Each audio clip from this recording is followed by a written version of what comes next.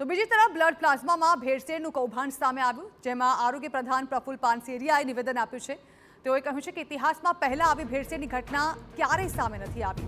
સમગ્ર ઘટનાની વિગતવાર તપાસ શરૂ કરવામાં આવી છે। લોકોને આરોગ્ય સાથે ચેડા કરનારને બક્ષવામાં નહીં આવે। દોષિતો સામે કાયદેસરની કડક કાર્યવાહી કરવામાં આવશે।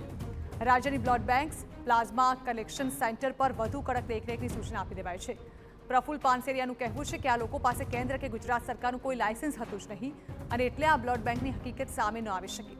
જોકે ભવિષ્યમાં આવી કોઈ ઘટના ન બને તે માટે નિયંત્રણ અને મોનિટરિંગ વ્યવસ્થાને વધુ મજબૂત બનાવવામાં આવશે।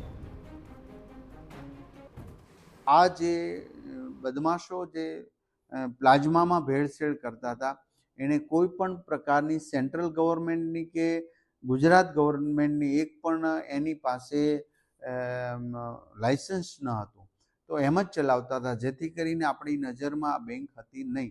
પરંતુ આ નવા કિસ્સો આવ્યો છે, નવું કૌભાંડ આવ્યું છે। આજ સુધી કોઈ વિચાર્યું નહોતું એવી જગ્યાએ પણ આ રાક્ષસો પહોંચ્યા છે।